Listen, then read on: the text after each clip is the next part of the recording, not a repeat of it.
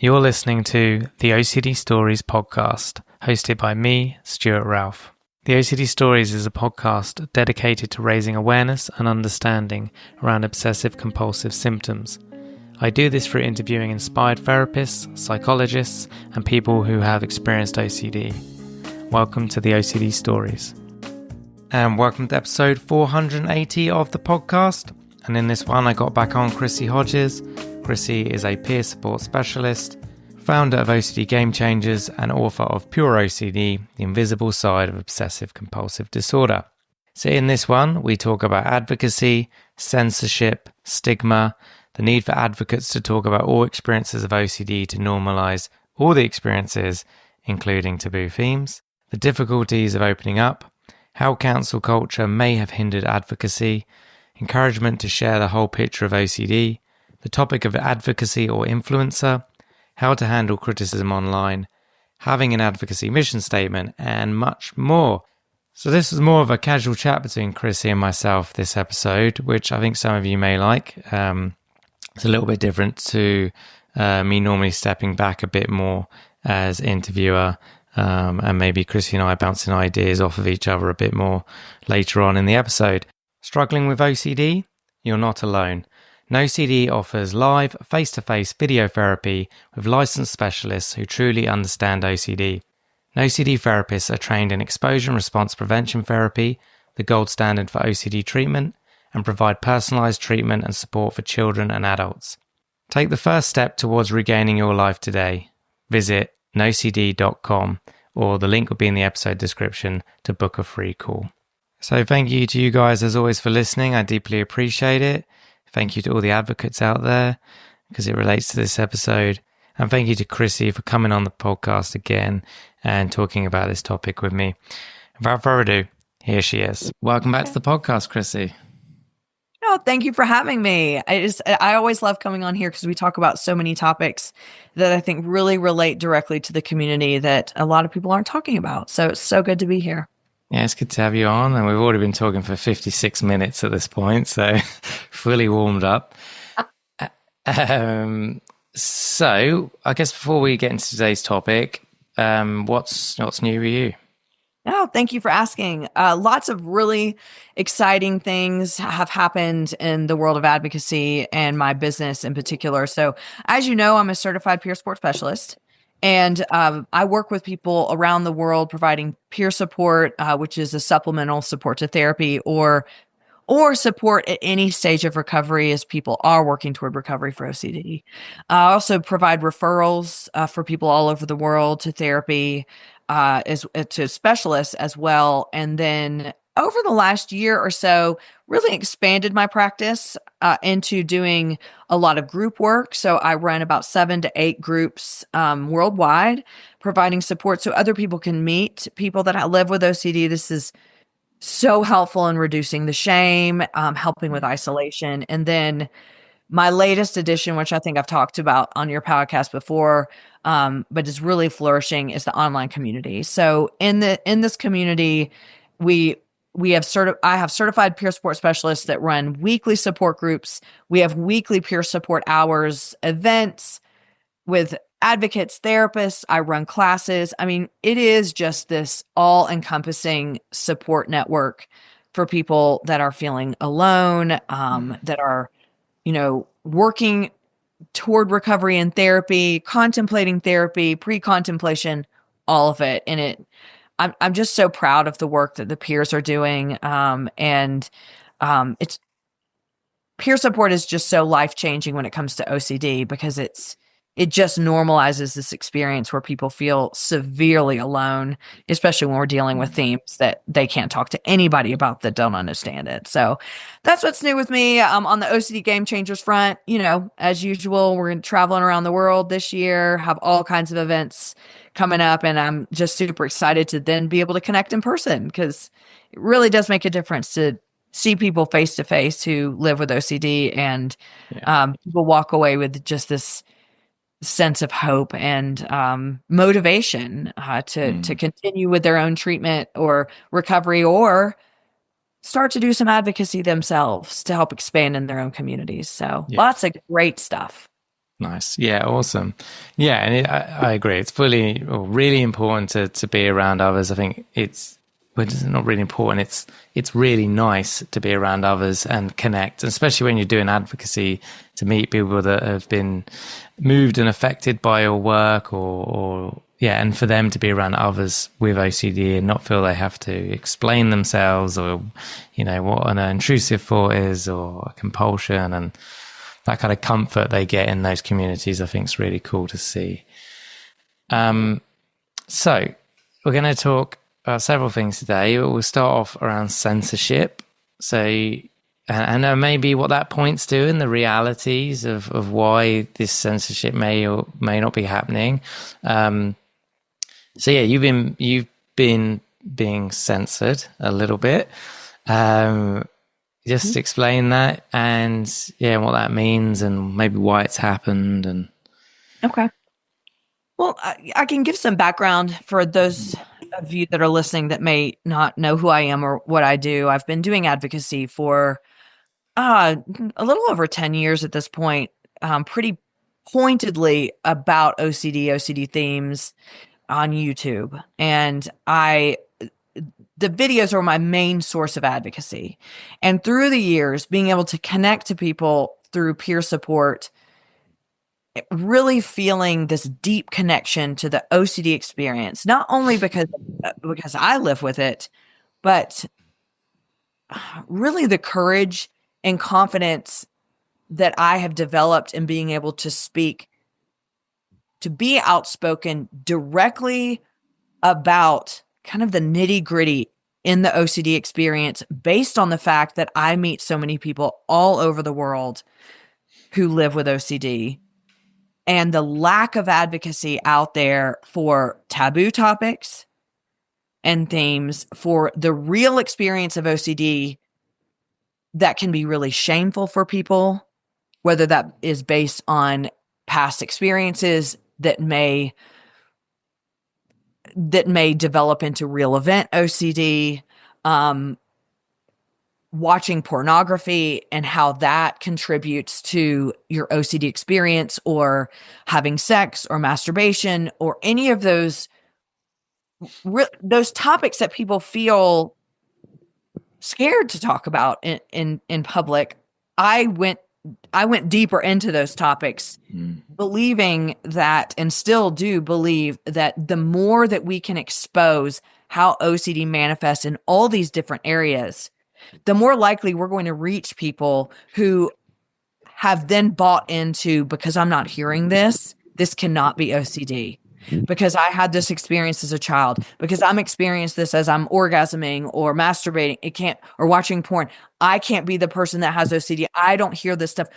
Because clearly, when people don't hear in advocacy, in awareness, that what they're experiencing is OCD, they are automatically going to believe this is not OCD. So for me, I really have developed this purpose in my advocacy of how deep can I get in these topics in order to reach every single person out there that feels like they're the one person that doesn't have OCD.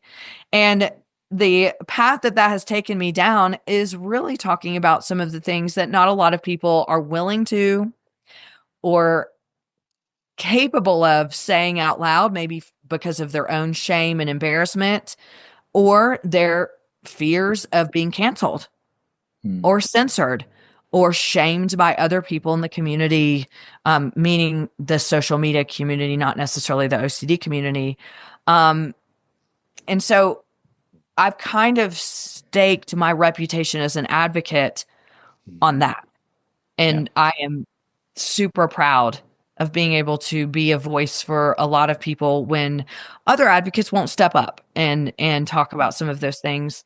I'm certainly not shaming other people for not talking about it, but I will challenge them to, if you're going to talk about the OCD experience, please do everybody a favor and talk about the taboo topics and the things that may make you uncomfortable, because that's what activism and advocacy is about. And I would say it's really, and Stu, this is interesting. It really has only been in the last year that my videos have started to get flagged when I mention phrases such as pedophilia and incest, bestiality, things that are common OCD themes, but more so the pedophilia. Now, I understand this because in the media, we have had an uptick in all kinds of media around pedophilia and pedophiles and things like that. And so, but we now also have AI that's also doing the job where normal humans would be able to listen to context of videos, listen to podcasts, understand the context, and not flag it as harmful or abusive. And unfortunately, I've had this happen several times over the last year on my YouTube channel. And we have the ability to appeal. And I have been successful in appealing until recently. And then going up the chain of command, demanding that this be appealed based on the discrimination of this disorder. I lost in my last appeal, and really did feel helpless, and severely alarmed for several days, and anxiety that did not have to do with OCD. Anxiety that had to do with what does this mean for my advocacy, but not just about me. What does this mean moving forward in our ability to advocate for people that really need to have what they're experiencing normalized? People are not searching for the word pedophile with P3, DOPHILE. They're not. If they're searching and they finally get the courage to search it, they're searching the actual word. And if all of us have to change the spelling of it, or if we have to take down all of our content, how are we going to reach these people that really need to know this is common and they aren't monsters and this is not real and they can get help? It's very scary to me. Of course, I'm 100% committed to the point where it would shut down my channel, which I cannot do. I just can't have that happen. No. It's been too much in the making, but also like I can't imagine that being taken away from people that really need the benefit of having a lived experience put out there the way that I do, talking about some of these really tough issues that nobody else is talking about. So it's been really scary. My channel has kind of went through the ringer recently, and I'm just kind of laying low right now until I feel like I can amp that back up again. But I mean, I guess coming on and talking about this today, I just wanted to make people aware that this is happening. And what do we do as a community? How are we going to address this? Because it is frustrating to me as one of the only advocates that is willing to talk very openly with giving 0 Fs. Why aren't more people talking about this and as a means of being a community banded as a whole, to say when someone's video is getting taken down or advocacy around this is getting taken down, we can all come together and say, no, here's the research. No, here's the support. How do we do that moving forward? Because this needs to be a community effort. We're leaving out a huge portion of our community if we aren't advocating for the taboo themes. I agree. And I think partly the reason why I guess advocates don't speak up, or even sufferers, is for the exact reason you're on here now, which is you've been censored, right? And they're not necessarily, some of them would be worried about censorship, others would be worried about stigmatization, judgment, legal action in the case of real stupidity where certain professionals have no idea what OCD is, or so I think that there's that real fear still of people just don't understand yet, and obviously if we don't speak up, they'll never understand. So it's that kind of chicken and egg. Yes. There's a few people that need to be in the firing line for change to happen, and it's who are those people that are willing to stand at the front, take a few bullets? You're one of them, obviously. I think I'm just behind Quite you, by having you on my podcast, but I'm not quite next to you. It's a tough one, but I think also this is a wider issue of just censorship in the internet age. correct. Yeah. And we don't want to go down that rabbit hole, but it's a big issue that needs to be explored. I think it shows you that the internet, especially if it's bringing AI in more to scan for text and words that are being used, it's not AI, at least at the minute, or even if it's humans, they're not taking in the nuance of context. Like they're hearing the word pedophile, as we say in the UK, not pedophile, and they're like, no, this is bad, without taking in all the grey, all the nuance, and like, well, why is this word being used? Oh, okay, it's in the context of a fear that, the person isn't this thing. They're terrified of it. Oh, okay, it's not really about pedophiles. We don't need to be worried about this. It's about OCD, but they're not taking all of that in. So that and the freedom of speech thing, it's a huge issue that needs to be addressed in Parliament and tech companies and the Senate in America, and all of that. So it's probably out of the scope, I guess, I'm saying, of this podcast, because we're not going to figure that out. But I think maybe it's more figuring out, one, how do advocates raise that voice more, that people have to listen, these tech companies have to listen and understand the nuance. And then also with the censorship, what this signals in society around the stigmatization still around the taboo themes of OCD and the lack of understanding and what that means for people. And yeah, I don't know. No, I agree. And I think that part of the reason why this was a really big deal to me, when I appealed and went up the chain of command and still got rejected, I had this overwhelming sense of defeat. Not as much about the video itself, because whatever, I'll do another video that's probably the same content, and it'll just be updated with my new hairstyle.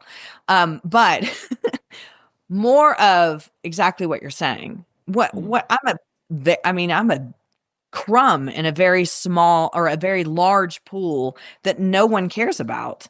And they really just don't care. I could scream discrimination all I want, and it doesn't matter. I could even hire a lawyer and it wouldn't matter. Right. And so it is this, I think that the two issues that I have is exactly what you're saying, which we're not going to solve today. And we don't even know how we would solve it. And then the other issue of, well, it's going to keep happening if there's really only a handful of us talking about this. We have tons of, Stu and I, we were just talking about just the expansion of the advocacy in OCD in the last 10 years. But it has not expanded when we're talking about these themes that are really plaguing so many people who still believe they are in the minority of OCD when clearly they're not. I do want to recognize that it is not easy to come out and talk about the themes, especially if you have experienced one of the taboo themes. It was easier for me to talk about some of the real taboo themes because I didn't have that one. I had sexual orientation OCD. It was harder for me to talk about that because it felt personal. But I would challenge people and challenge the notion that people are afraid or people are scared of censorship. Well, what do you think people who actually have the theme feel like? If you think it's hard for you to advocate, imagine what it's like to actually have this theme untreated and needing to advocate to a therapist or a loved one. If you can't even do it as an advocate, how do you expect people living with it to do it? That's the example that we need to set. That's the way that I look at it. If I'm not speaking out, how do I expect so-and-so, in Norway or Canada or somewhere in the States to be able to talk to a loved one if I'm not willing to talk about it? We're setting the example. And if we're not setting the example, because we'll talk about every other theme, then the taboo themes, what are you communicating to our community? Which then becomes a barrier to treatment. Yeah. Yeah. Yeah, I think, because I don't want to disparage anyone, but I think it comes back to, if we think about, advocacy's blown up in the last 4 years. I think since COVID, because especially on podcast space, there's loads of podcasts now. Pre-March 2020, there was hardly any. People had so much time on their hands because we were all locked down and all of that, and we didn't know what to do. And we'd finished Netflix, we'd completed it. There was nothing else to watch. So it's like, and even I, at that time, I was coming up with new ideas and stuff because I had so much time on my hands. So it's great there are more podcasts, more blogs, more Instagrams, more TikToks, more whatever. But I guess what I'm trying to say is, I think it comes back to, when I think of some of the advocates, I met in the early days of advocacy, they were all super passionate, super dedicated to the cause. They wanted to make life better for people with OCD. And that's not to say a lot of the advocates out there don't want that, but I think sometimes there's this mix of, I also want a really big following, and I want to, and yes, my podcast has got a big following, and I'm blessed to have that, but that was never my intention, So I don't care for fame. I'm not saying I'm famous, but what I mean? I don't care for a following. I love that people listen and I can help people, but it was never my intention. So I'm not saying people are doing that, but I think sometimes some people, there might be an element of that. And if that's there, they want a big following. They want people to love them on Instagram or TikTok. Then they're not going to go with the big issues, because, helping people, I'm sure, is a value of theirs, but it's not number one. So well, then I would say that you're in advocacy for the wrong reasons. Yeah. I'll be bold enough to say that. Like, if you're not willing to advocate for the actual community, then why are you advocating? To get famous? To get followers? To get likes? I mean, then you're only benefiting yourself. And that is not, by the very definition, advocacy and activism. And I think I also want to say, just to add to what you're saying, in the 2000, you were correct. That was the rise of all of it. And I do think it is so great to get more awareness out there. And I'm always supportive of people who are doing it altruistically. But in 2020 also was the big rise in cancel culture. And so, we really can't talk about this without talking about cancel culture, which, as much as I do think that has tempered down, thank goodness, because I do think it's a ridiculous practice, that also became very entrenched in OCD fears. Cancel culture, the fear of cancel culture became a huge theme during this time.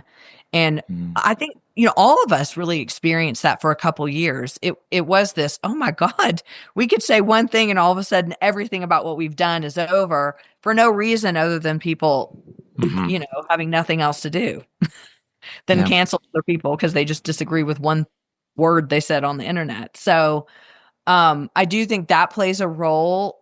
There are still it's kind of this reverberating fear of, oh my goodness, what if I post about POCD and someone gets the wrong idea and cancels me?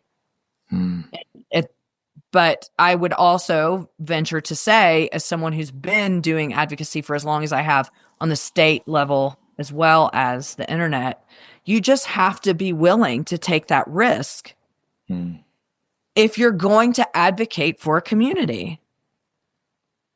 Advocacy is not pretty.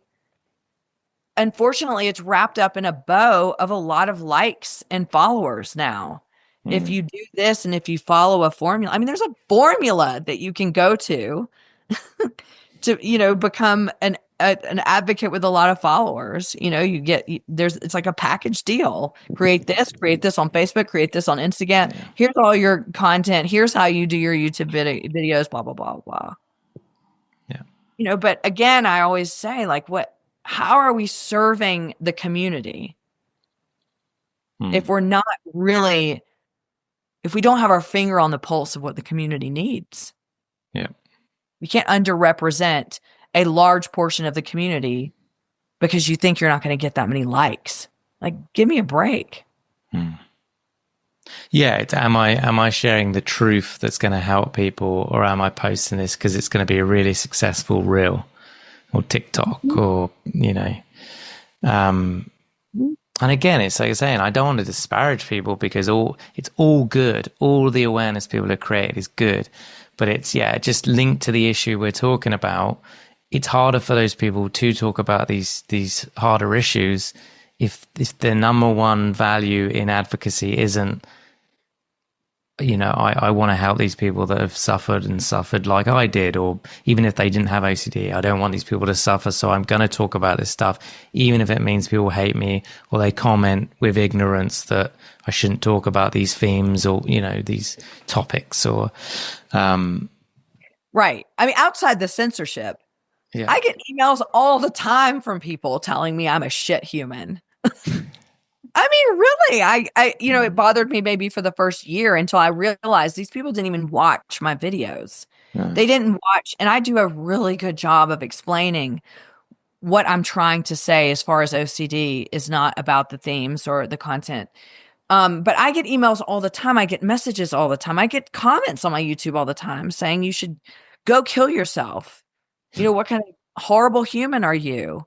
And I literally am just like, delete, block. I mean, this is my target audience is the people that need to hear the content. They're the ones that need to hear it, not people unwilling to understand the content. You will never get to them. They are there to fight, and I don't care. Yeah, true. And they're there also to report my channel, to call me, a pedophile sympathizer, or, I want to have sex with my dad, or whatever taboo thought I'm talking about that day, right? Or I'm an animal user, or something. They're there to fight that fight.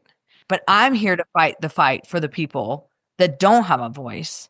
And it's scary. And you're right. I'm not trying to disparage people. I'm just trying to have people reflect. Yeah.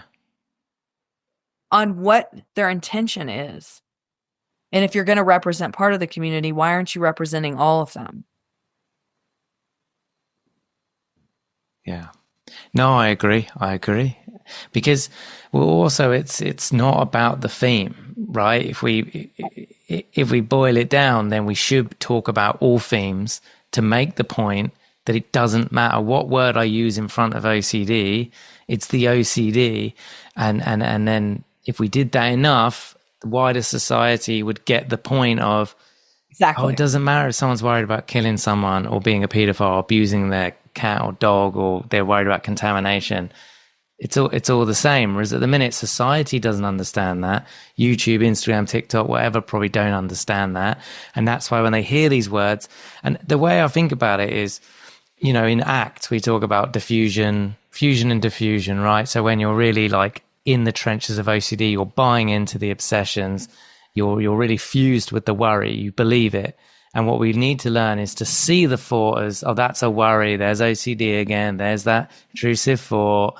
You were labeling for what it is, a thought, not the content. And when people like YouTube or whoever get tied into, or you use the word pedophile, that's bad. They're also getting fused with the content. They're not diffused. They're not able to see that, oh, it's in the context. It's just a thought. It's not actually about pedophiles. It's about scary thoughts is the topic. But they see this word, they get blinded and hooked by it in the same way we as sufferers get hooked by intrusive thoughts at times and pulled into the content, and then it's game over.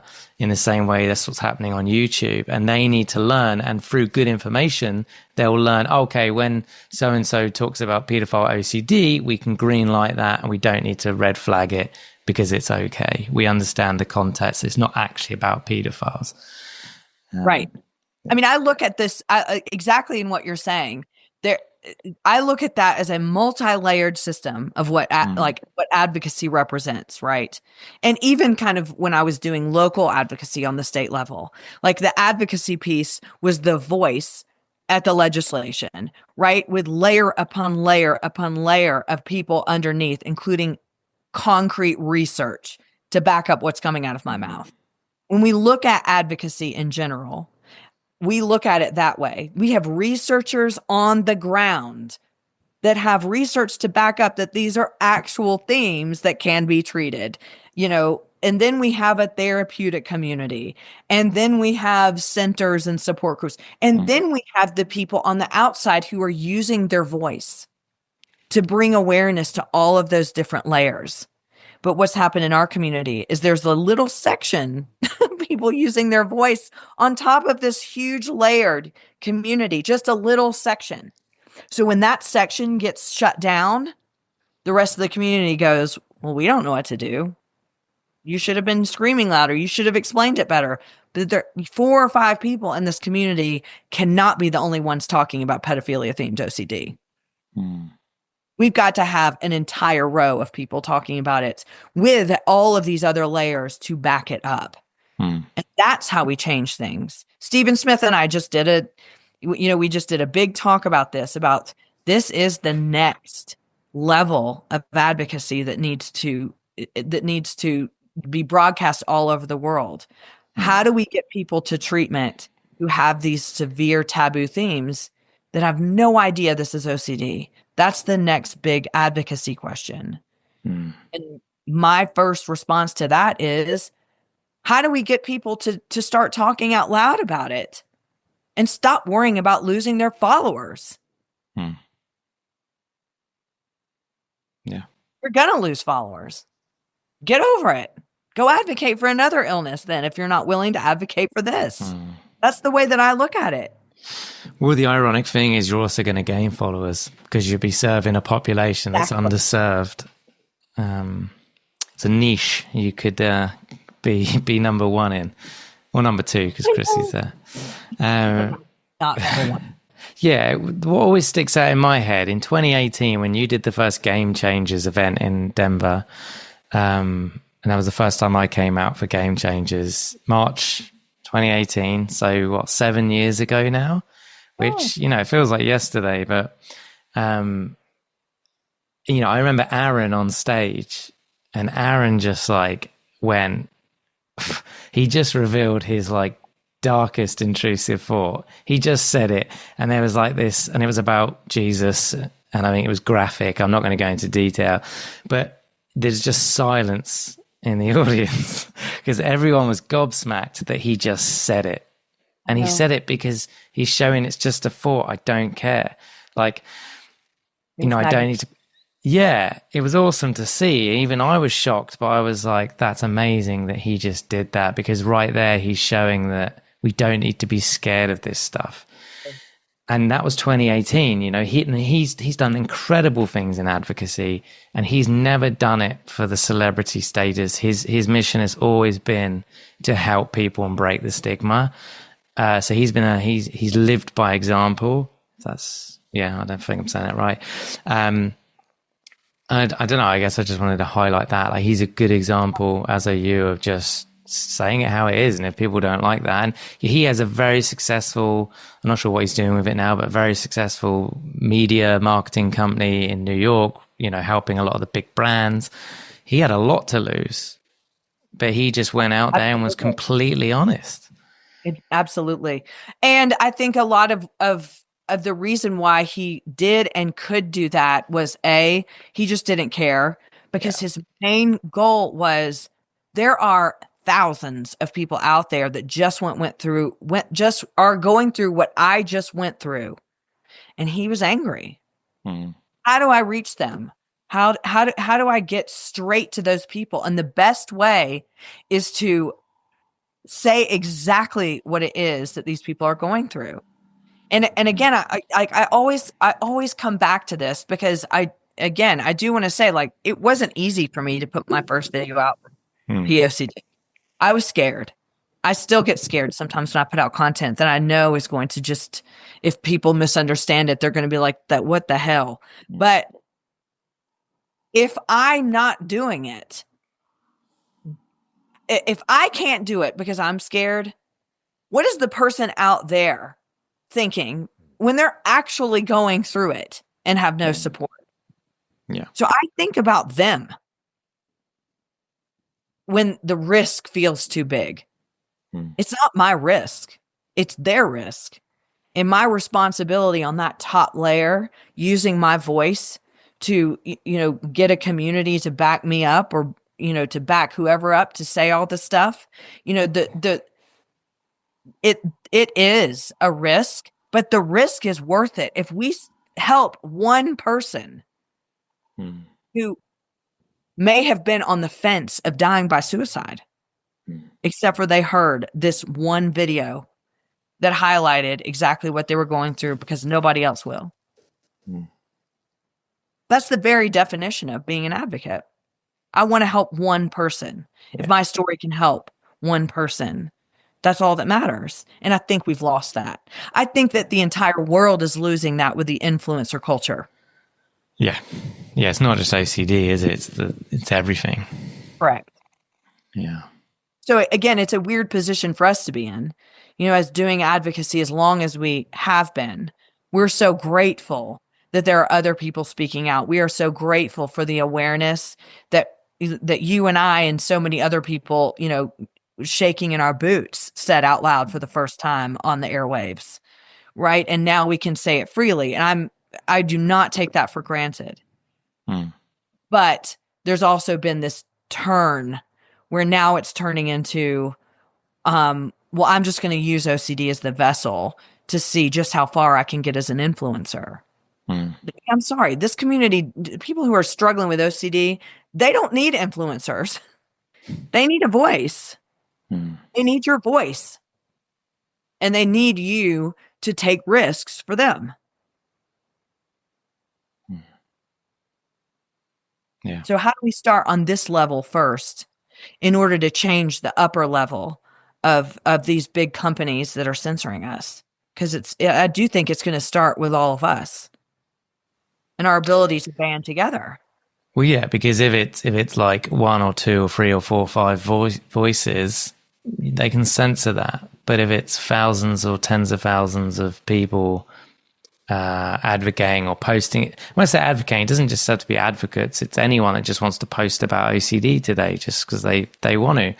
They become an advocate, even if momentarily. And if you've got thousands or tens of thousands of people doing that, it's harder for them not to take notice. And also for the sufferer to not be able to see some of that and be like, oh, this is OCD. I didn't realize. Right. Exactly. That stops them killing themselves or self-harming or just their life going to shit because they didn't realize it was OCD and they thought they were a terrible person or, at risk of being one or. Right. So honesty saves lives. Absolutely. And, again, to drive home the idea that, I know that you and I both are not saying that it isn't scary. Yeah, and that it's terrifying. I started out this podcast saying, my channel got in trouble.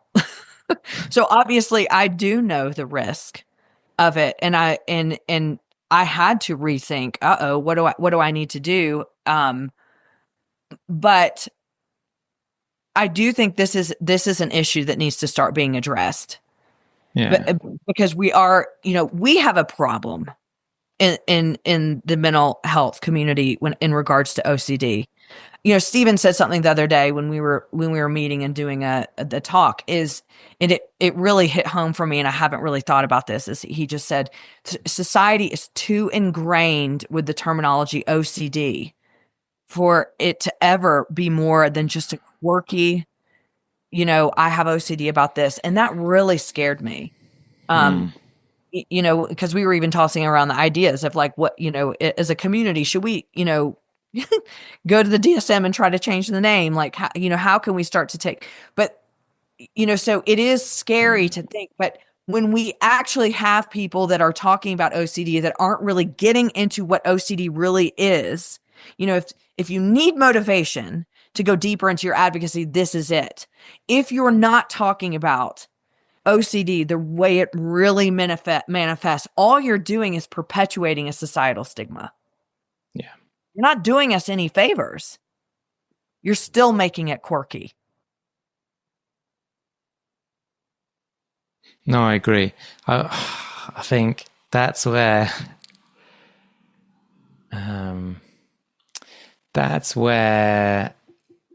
I'm not worried about being cancelled. I'm worried about offending people. But I think that's where maybe you could argue, and again, it's not just OCD, it's everything. Social media, how it's become so popular to dance or pull faces on reels and act, to get a message across. And that's cool because it cuts through the noise, and especially younger generations, they like that stuff, and it's important we reach them in the way they like to be reached. But I think by doing that, you instantly take away the seriousness of it. Yeah, And nobody is going. I mean, I'm sorry, but like when you're thinking about having pedophilia OCD, if you're dancing on a screen, nobody is going to be like, oh, they get how hard it is to suffer with OCD. I get it, but I don't. yeah, exactly. Yeah, I think that it's also nice because they are making OCD more of a, we don't need to sweat it. It's this thing that's treatable. We don't need to be ashamed of it or stigmatized. That message is good because in those lighthearted reels. But I think sometimes in the real sort of darker areas that haven't been quite had enough light shone on it yet, it needs more like honest conversation, honest blog posts, podcasts, YouTube videos, whatever, to bring the education awareness up. Because yeah, you couldn't do one of those TikToks around POCD, I don't think. No. Yeah, it would be too odd. So I don't know, but I think that's social media generally. I'm not just talking about people that do that for OCD. That's just any serious subject that isn't, in my opinion, dealt with in a serious, not so serious way, but in an honest way. I don't know quite what I'm saying here is, yeah. I mean, I do think So you wouldn't do that for cancer, would you? I guess is what I'm saying. Maybe there are cancer advocates out there that are dancing and like working. Yeah, I don't know. I mean, Maybe again, I'm just old. I get it. I think that there's this, we're trying to think about how we can connect with people. But I'm sorry, if I'm scrolling along and I'm dealing with incest OCD and I see someone doing a reel just to get views and likes and to go viral, you're not adequately representing the degree of suffering I have experienced for 20 years contemplating suicide every night. To what degree are we going to really represent OCD as a very serious illness that people die from? And their reason why they do is because they're not being represented in a way that is advocating for the seriousness and for how common taboo intrusive thoughts are. I don't have the solution. I mean, I have the solution because I have the balls to get out there and talk about it. but like when I did talk to Steven, he made some really good points, about, especially him being the head of NoCD. He was like, we have media outlets. Cause of course I was like, why don't we do a, Super Bowl ad? What if you're a pedophile? If you think you're a pedophile? He was like, no. But like, he was like, we dealing with media outlets, they won't post that stuff. No. And I do believe even, Rose, when she did Pure, having that on a network, they were not going to air things about POCD. Okay, I get that. And we get that. How do we change that? Yeah. How do we get networks to want to post about it? It's representing the sufferer's experience, instead of like jumping around and, doing jumping jacks, talking about it, trying to get views. It's just, I don't have the solution. And it scares me. Yeah. And again, I don't want to discourage people, but it's like, I think it's just, I guess what I'm trying to say, I think it's trying to find a balance. So the content is you have some fun content, then you have some serious content, and then, like. No, I think, I'll Made of Millions, I think does a really good job of balancing the, they encompass all the age. Yes.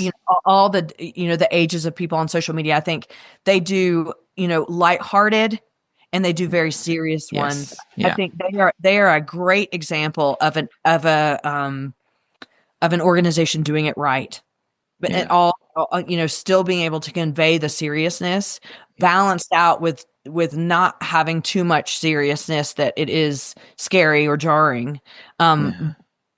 I think that they're a good example. So I do think it's possible. I just think it's more of a yeah. I don't know Well, I where to. think, yeah, I think on social media as well, you sometimes see it like there's, you get the trends on Instagram. I'm not on TikTok, so I only talk about Instagram, but you get the trends on Instagram and I'm sure TikTok, and then loads of creators just copy it in their own style, which is fine because it's hard to come up with new ideas all the time. I definitely couldn't do it. But I think, I don't know, I think then you're like, oh, you're putting this OCD message out on this viral trend that's going on. It just loses something again in my mind. Whereas I think, as you're saying, Made of Millions, Aaron and team did an incredible job appealing to a younger demographic. So their design and all of that appeals to those people, but it's still serious. And at Absolutely. times they do more lighthearted stuff, but there's still elements of seriousness, or the core message is there. It's not sugar coated, the harsh truth's there, but it's maybe done in an age appropriate way. And also it still appeals to older people. He hasn't alienated them either, Right. And I do think that you're right. And I think a good point is you don't want to sugarcoat it, but it also can't have a tone of inflammatory content, because that does flag people to be like, Yeah. oh my God, they just said the word pedophile, and this is automatically bad. We are programmed to have an inflammatory reaction to these words, right? From the day we're born: pedophilia, incest, bestiality, all of that. And so on my videos, you will often find me talking about this content and laughing as it's saying something, and then, breaking that seriousness with a bout of laughter, about something I've said or an experience I've had or something like that, to just break that seriousness. So I do think there is room for that. It's just I guess it's the intent. It's the intent. Yeah. I think another example, like Dr. Mike, I don't know if you've heard of him. He's not an OCD guy. He's a medical doctor, but he's got a YouTube channel. I think he's got like several million followers. He's an American YouTuber, as well as obviously medical doctor. And he always puts out like incredibly, I've only seen him a couple of times, but the ones I've seen, he draws from the science, and the best I can tell. He lays out an argument of why something's wrong, but he does it in a very calm, this is the science way, but he delivers it. There's a slight element of fun in the way he delivers it, and his voice and his background on YouTube. Like, so he's appealing to many ages, including that younger age, and he's grabbing people's attention. But he's doing it in a serious way, in a very adult way of his, the evidence, you decide, he's taking the emotion out of it. And I think but it's still fun. And I think that's another way of an example. Again, I haven't done a deep dive into his work, so if he's horrible, I'm sorry, people. But from what I've seen, he looks okay. I like that as well. So it can be done. I think maybe it's thought of, who am I? What do I stand for? What do I want my channel, page, whatever, to stand for? And how do I deliver that message in the way that's most congruent and true to me? That I'll look back in 5 years and be like, I'm glad I did it that way. And I also think it's important to remember that advocacy and messages can evolve. And we're allowed to evolve. There are things that I've said in videos 8 years ago I don't even believe anymore. Yeah. But the updated research or my, the connection to the community has proved that to me that response is incorrect. Do I have time to go back and correct all those videos? No. But I do think that if you are an advocate and you are thinking to yourself, wow, I do want to represent kind of that deeper, darker theme content, but I don't know how to, there is room to evolve. There is room to play around with that and how it works and how it reaches people. I think my plea to the community and my challenge is represent them somehow. Because if you're not, we're leaving off a high percentage of people that are desperately searching for answers. And if this is about you being afraid, how do you challenge that fear inside of you? Because if you're afraid, think about how they feel. That's always how I address this when I am blood red getting on a video, terrified of some of the stuff I'm about to say out in the airwaves. But who's out there that needs to hear this, that it might save their life? And how can I do it in a way that it is going to adequately represent this community? Because your advocacy is an extension of this community. It's not about you. You know that as a podcast host. Which is true. Well, it's what arguably advocacy should be, right? It's not about me. It's about the people I'm serving. And if I get an audience from that, great. But it's about the people I'm serving. I do think that there is one point that I want to revisit that you said. One point I do want to say in support of people who are doing advocacy, because I certainly don't want to come across as like, you have to do it this way or you suck. Yeah. That's not what I'm trying to say. But I do think that, you know, in advocacy versus being an influencer, right? Understanding the difference between those two and representing this community, you know, please consider representing every part of the community in whatever capacity you can do that you feel proud of and that you know aligns with helping people. But with that said, you know, people with anxiety and OCD tend to be conflict avoidant. Yeah. And they tend to get very anxious about offending people. So that's what I'm going to come back to. Because you mentioned it earlier of, I just don't want to offend people. This is a valid point and a valid fear that keeps people from advocating for these very things that we're talking about. It's scary to think, you know, I'm good friends with Allegra Castens. You know, she has the Instagram account, and often, you know, she will post something sometimes and she'll text me and be like, oh no, I'm gonna, you know, this is going to be a long couple days of like defending myself. And, you know, even someone as seasoned as her on Instagram will have those feelings of people are going to get offended, but I'm going to do it anyway. I'm going to say it anyway. Cause she accurately does represent the community. I appreciate that. So I guess I wanted to say the message of like, there's still fear in putting this out. There might be fear of putting this podcast out, even, you know, that someone might get offended, you know, or someone might say, but that's okay. That's, to me, I want to make this point. Offending people arouses enough emotion for them to speak back, which now gives you the platform to educate. Yeah. And that's what I have learned in advocacy. I don't have to fight fire with fire. If people come on and say, you should go kill yourself, Chrissie, for saying this. If I decided to respond to them, I would say, could you give me the opportunity to educate you about what I'm talking about? Typically, they don't want to hear that. But often I will get that in emails. Yeah. And I will say, can I give you the opportunity? Can you get past the inflammatory word in order to hear what I have to say? And this is the opportunity to say, now it's time to educate people. People getting offended is not, oh my God, I can't handle conflict. It can be, now I have an opportunity to change how people feel about OCD. In a lot of ways, that's why I want to evoke people getting offended, because it piques their interest enough to be able to, for me to be able to be a change agent for them. If they can calm down and listen to what I have to say, they might be able to hear, oh, I didn't really know that OCD could manifest in that way. Yeah.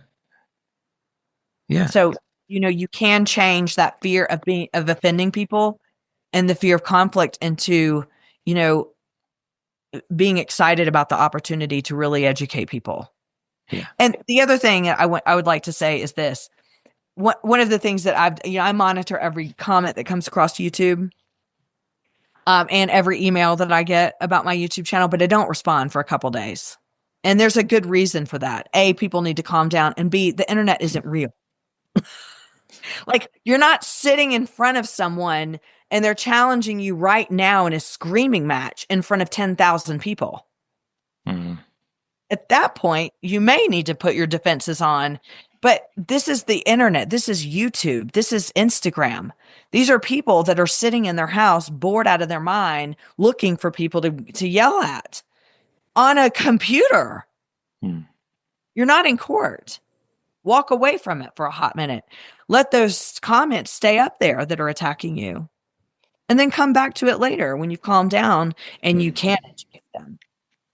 Yeah, or just leave the comments. You don't have to respond.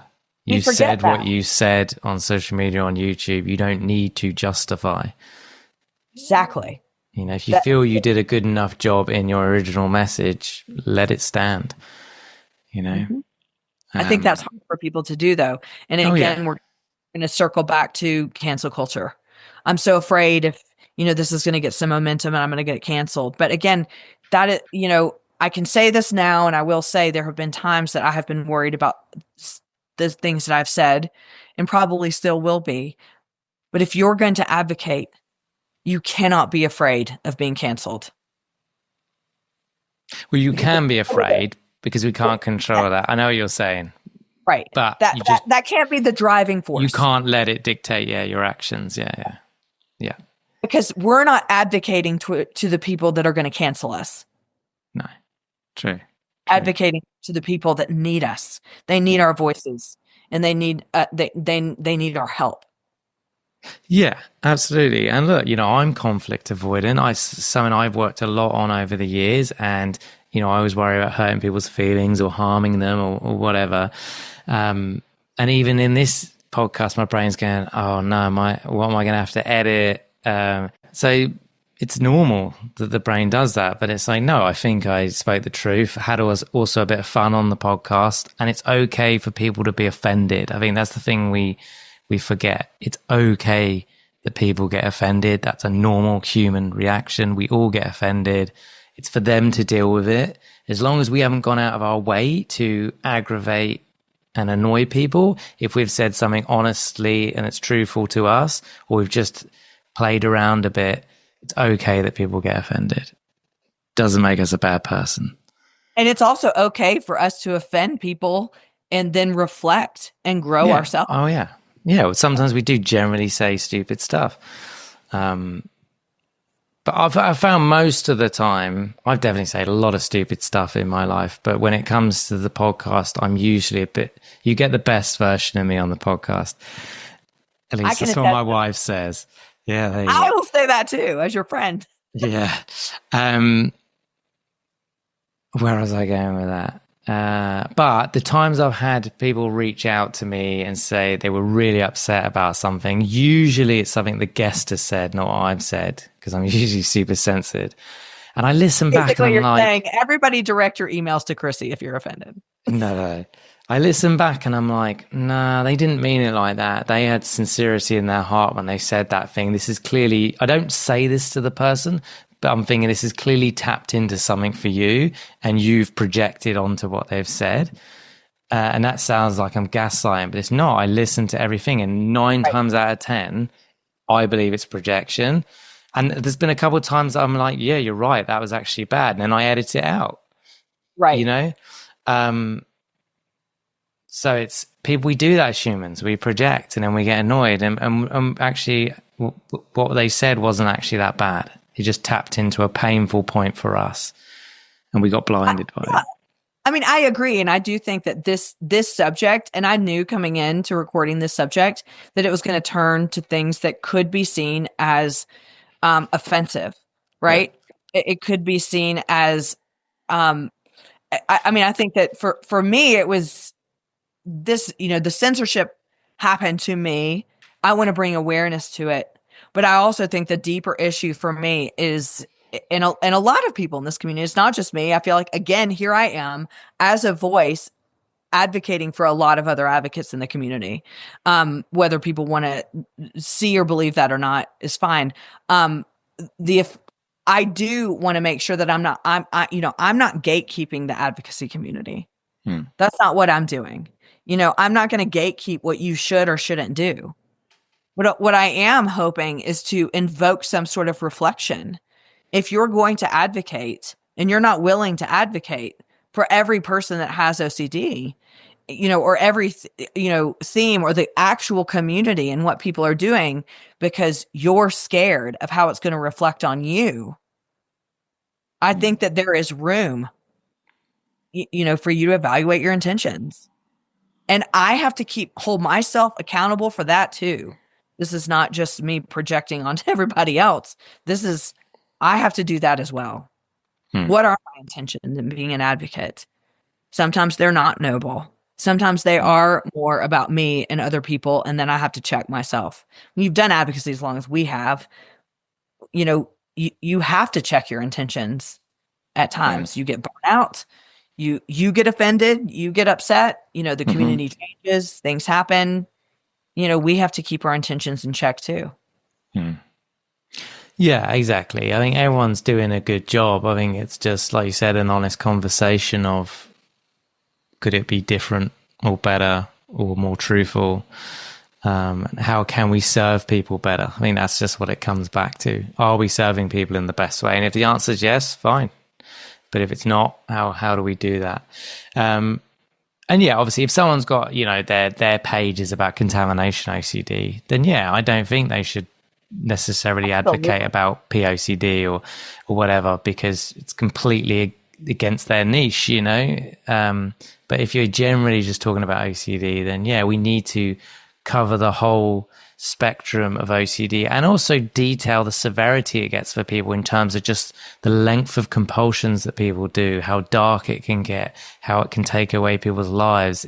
We're not all functioning with OCD. There's a lot of people out there who just really struggle to function because it's taken over their lives.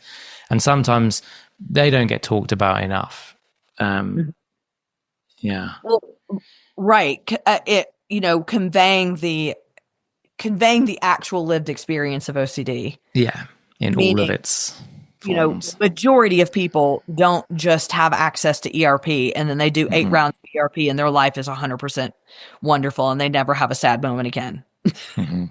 But a lot of times people see that, and I'm not saying, that any of us should get on there and woe is me about anything, but again, I think this just comes back to know your audience. Know your audience if your audience is OCD. This is what I tell everybody when they speak at OCD Gamechangers. What would you need to hear at your lowest point? And is your advocacy reflecting that? Yeah. Is your advocacy reflecting on what the community needs to hear? Or is it reflecting on, I need to have more followers, so I'll do anything and everything to do that? Yeah, I think coming up with like a mission statement. So when I started the podcast, I had a mission statement of, I can't remember exactly, but it's basically like being a light in other people's darkness to kind of show them the way. It was something along those lines, because that's how I felt at that time, that I was completely in the dark.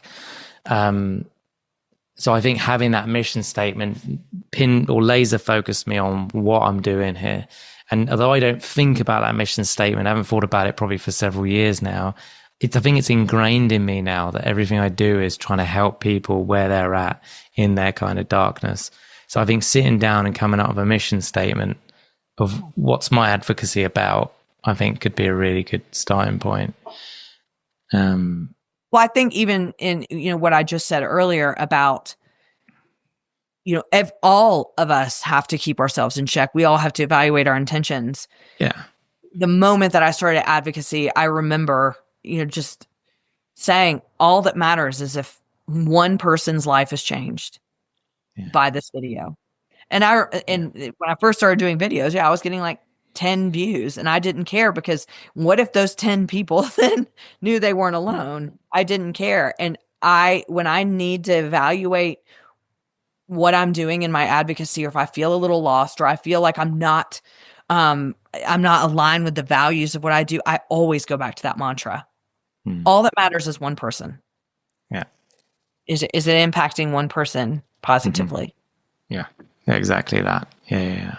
It impacts 150 negatively. Who cares? Yeah. Yeah, 150 non-OCD people. Yeah, who cares?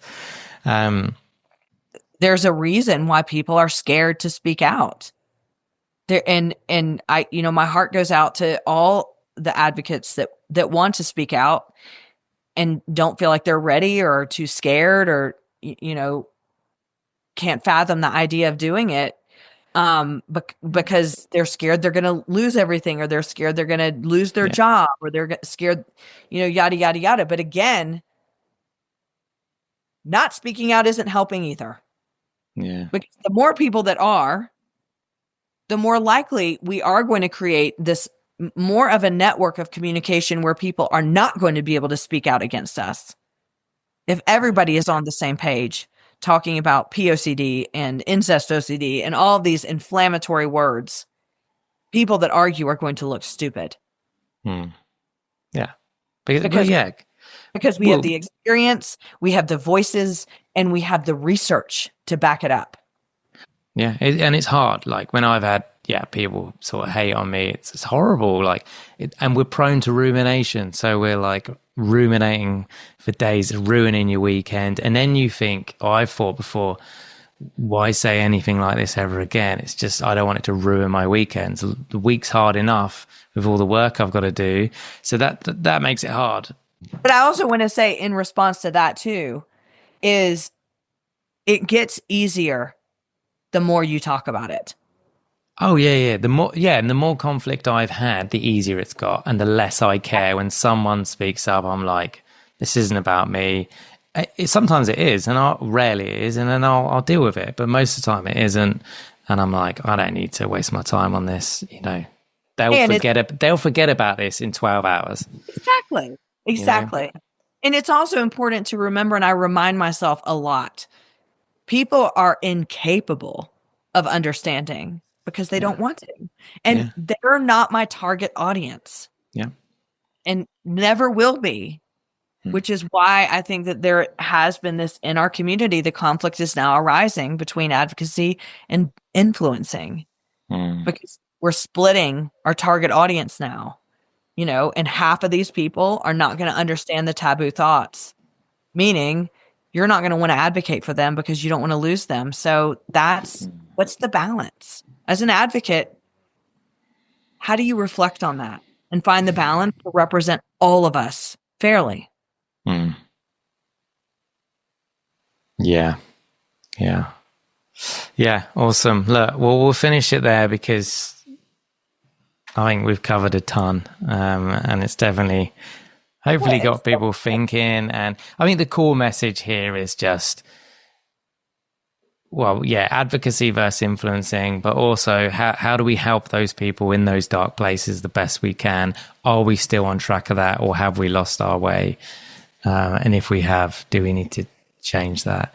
And as a community, how do we come together to educate people enough on these topics where we start to chip away at the censorship from the upper levels? Because that is the big issue. And we need everybody to be doing that. We need you to take a risk. We need you to advocate for the people that really need to hear they're not alone with these taboo topics, because it's going to take all of us to move the needle on these bigger companies that are censoring with AI and not understanding. It can't just be a few of us. It has to be all of us. So concept like that. Yeah. No, good words. Thank you for coming on and bringing this important topic to me. I leave today scared to edit this and put it out in the world, but let's do it, because what a great example of what we're talking about. I'm not scared about, the paedophile themed OCD. I don't care anymore. That's just a theme. It doesn't mean anything to me in terms of being scary, which is where we want society to get to. Exactly. It's more just, have we annoyed people in the community? But ultimately, I think the intentions are pure. Sometimes annoyance is a motivator. Yeah, true. And people annoy me. It's the best way to get me motivated is I'll prove you wrong. Oh.